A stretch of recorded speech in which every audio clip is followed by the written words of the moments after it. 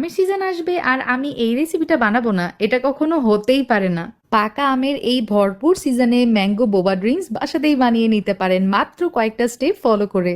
10 টাকার সাবুদানা দিয়ে বাসাতেই বানিয়ে নিয়েছি এতগুলো ম্যাঙ্গো বোবা পার্ল।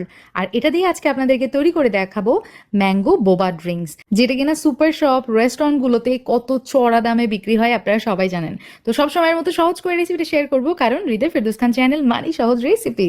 এখানে নিয়েছি আমি হাফ কাপ পরিমাণ এই যে সাবুদানা, পরিষ্কার পানিতে কতবার ধুয়ে নিয়েছি, এখন স্ট্রেনারে একদম পানিটা সম্পূর্ণভাবে ঝরিয়ে নিব।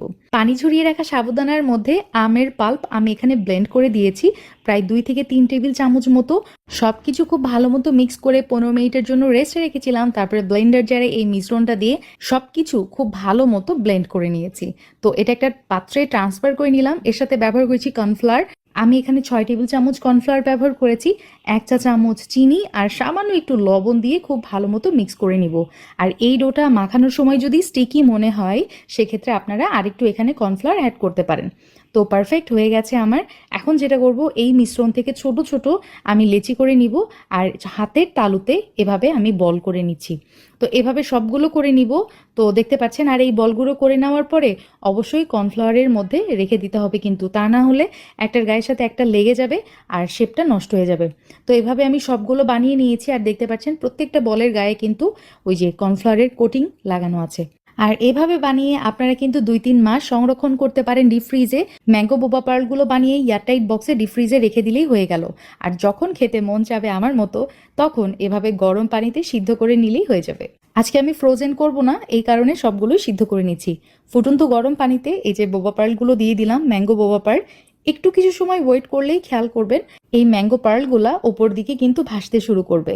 তো যখন এইভাবে ভাসতে শুরু করবে তখন চুলার জালটা মিডিয়ামে রেখে কাভার করে আমি প্রায় 25 মিনিটের মতো জাল করে নিয়েছি। 20 থেকে 25 মিনিটই লাগবে। তো জাল করে নেওয়ার পর আমি একটা স্ট্রেনারে এটা ছেঁকে নিব। আর এখন আপনাদেরকে একটা ইম্পর্টেন্ট স্টেপ দেখিয়ে দিব, সেটা হচ্ছে এই যে দেখেন, গরম থাকা অবস্থাতেই 3 টেবিল চামচ চিনি তার আমাদের সাথে 2 থেকে 3 ঘন্টা কাজ করে প্রতিদিন আয় করুন $10 থেকে $25। আপনাকে কাজ শেখাবো আমরাই। আমাদের নতুন টিমে যুক্ত হতে এখনই সাইন আপ করুন আর নিজের ক্যারিয়ার গড়ুন। গরম থাকা অবস্থাতেই 3 টেবিল চামচ চিনি তার সাথে 1 টেবিল চামচ ব্যবহার করেছি ম্যাঙ্গো পাল্প দিয়ে সবকিছু খুব ভালো মতো মিক্স করে নিব। চিনিটা কিন্তু একটু পরেই মেল্ট হয়ে যাবে। তো তৈরি হয়ে গেছে আমাদের ম্যাঙ্গো বোবা পার্ল। তো এখন আমি যেটা করব, আপনাদেরকে একটা মিল্কশেক তৈরি করে দেখাবো, যেটার সাথে ম্যাঙ্গো বোবা পার্ল দিয়ে আমি সার্ভ করি। আগে থেকে জাল করা দুধ আমি ফ্রিজে রেখে বরফ করে নিয়েছি। তার সাথে ব্যবহার করেছি ভ্যানিলা আইসক্রিম প্রায় 3 টেবিল চামচ মতো এবং দিয়েছি চিনি, আপনার টেস্ট অনুযায়ী দিবেন। তার সাথে গুঁড়া দুধ এবং এই যে আম দিয়ে দিলাম। এখন এটা যেটা করব, সব কিছু খুব ভালো মতো ব্লেন্ড করে নিয়েছি। আলহামদুলিল্লাহ, আমাদের ম্যাঙ্গো শেক একদম রেডি।